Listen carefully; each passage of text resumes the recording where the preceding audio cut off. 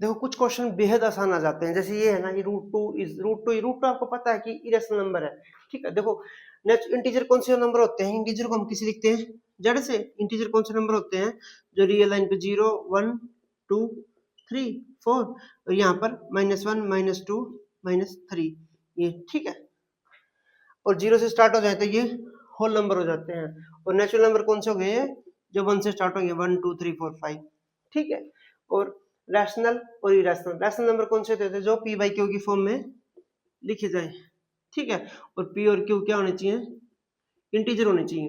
अब root two है ना, रूट टू को रूट टू बाई 1 लिख देंगे, पर रूट टू इंटीजर तो नहीं है ना, इसलिए रूट टू क्या है हमारा, एक इरेशनल नंबर है, ठीक है। इरेशनल नंबर कौन से होते हैं जिनकी अगर हम जैसे पॉइंट के बाद से सोल्व करते हैं, मतलब पॉइंट के बाद कुछ भी आया, मतलब यहाँ पर पॉइंट के बाद कुछ भी आया, मतलब जैसे सोल्व किया हमने, यहाँ पर कुछ भी है, एक्स है, यहाँ पर ए बी सी डी कुछ भी नंबर आ रहा है, अगर ये ना तो रिपीट करे और ना ही ये कभी खत्म हो। जैसे पाई की वैल्यू है ना, जैसे हमारी वैल्यू होती 3.14 ऐसा कुछ चलती रहती है वो, तो ना तो वो कभी रिपीट करती है और ना ही वो कभी खत्म होती है, तो वो इसलिए इरेशनल नंबर है।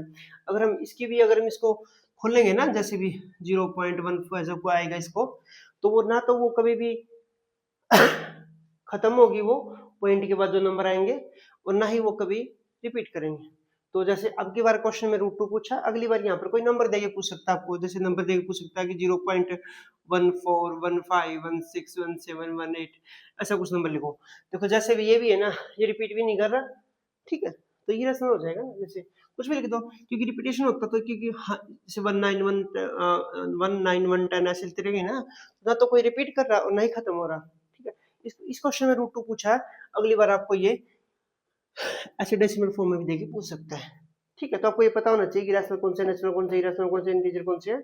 तो इस क्वेश्चन को अगर आपको अच्छे से डेफिनेशन क्लियर है तो आपको सिर्फ 10 या 20 सेकंड में क्वेश्चन आसानी से हो जाएगा, ठीक है।